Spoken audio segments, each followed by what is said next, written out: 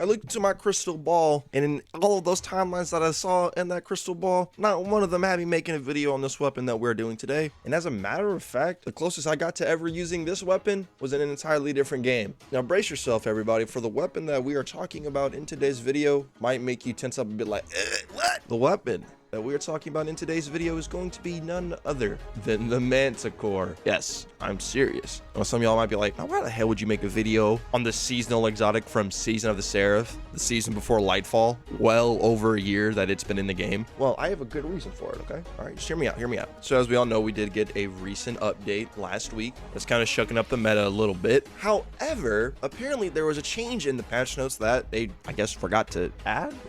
Because if we go ahead and pull up this little tweet from the Destiny 2 team that they posted yesterday, you'll see that it reads as follows. We've updated the 7.3.5 patch notes to include a change to the Manticore that was not listed, as now the Manticore gets a max damage buff from swooping talons of 100% in PvE. Okay. Well, how much did the swooping talons buff used to give you? 40%. That's a pretty sizable increase, to say the least. And if you're curious what the swooping talons perk does, nothing too crazy. Dealing damage while airborne increases this weapon's damage output. Okay, meaning while you do damage with this weapon in the air, you're going to basically be doubling its damage. Okay, that's respectable.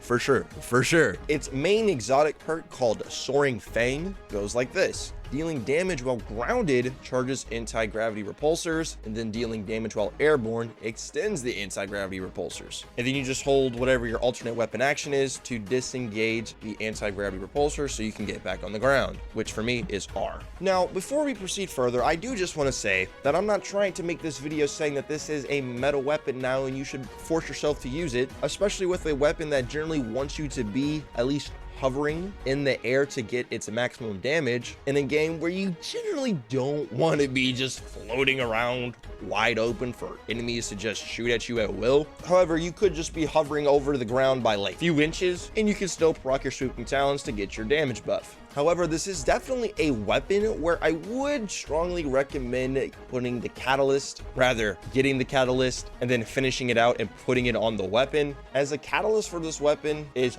pretty damn good. The catalyst gives it Flying Monster. While you are airborne, sustained damage and final blows with this weapon to difficult combatants grant a void overshield. Think of just yellow bars. Reduce combatant accuracy and return ammo to the magazine, meaning you basically give yourself a version of subsistence, a void overshield, and disorienting bullets to the enemies. Honestly, the catalyst for this weapon is really damn good and definitely noticeable. Now, it being a void weapon means you can't just rock something like a Solar Warlock, rock your restoration, and just keep it rocking while you're using heat rises or something like that if you really wanted to. However, with it being void, you can definitely cook on something like a Void Hunter, which is obviously what the background gameplay, what we are doing. Good old Gear Falcons. Gotta respect the chest piece. And when there's a big horde of enemies, man, this thing is shredding them. Like when you have swooping talons procced, it is night and day. It is honestly a really fun weapon now. It is a 900 RPM SMG with a mag size of 37, and everybody knows how much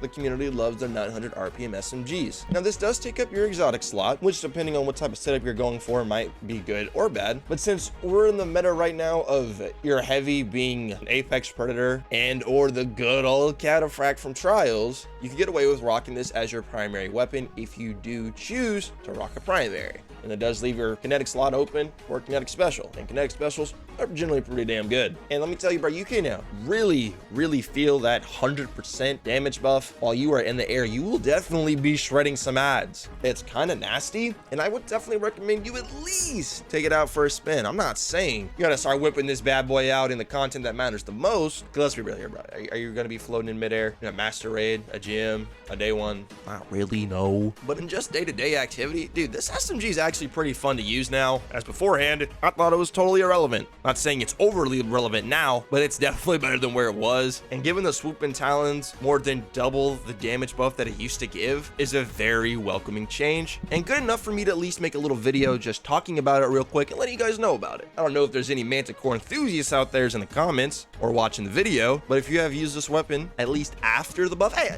even if you used it before the buff, let me know your thoughts and opinions on it. Because me personally, I honestly forgot about this weapon weapon for a fat minute, as this was just kind of a weapon you could easily forget about. Once again, I'm not saying this is some uber giga chad meta weapon that you gotta use now, but for what it is and the whole gimmick with this weapon, it's actually pretty fun now, and you can really feel your SMG shred when you have swooping talons proc and you're just floating in the air with your anti-gravity repulsors. Honestly, definitely worth giving it a spin. I just really want to hammer home, I'm not trying to say this is a meta weapon at all, but it's definitely a fun weapon to at least play around with and experiment with. And for those of y'all that were wondering what game I was referring to earlier in the video, I was referring to the redistributor, Borderlands 3. Shout out to any of the OGs who are still around from those days. Remember everybody, if you ever want to get your games in those games DLCs for a cheaper price, you make sure to hit up Instant Gaming, the top link in the description, along with their free monthly game giveaway that they do every single month. Hope you all enjoyed the video. You guys take care, consider subscribing. Remember to look forward to the Into the Light live streams that Bungie will be doing over the next 3 weeks. We'll see your beautiful faces in the next one. Adios.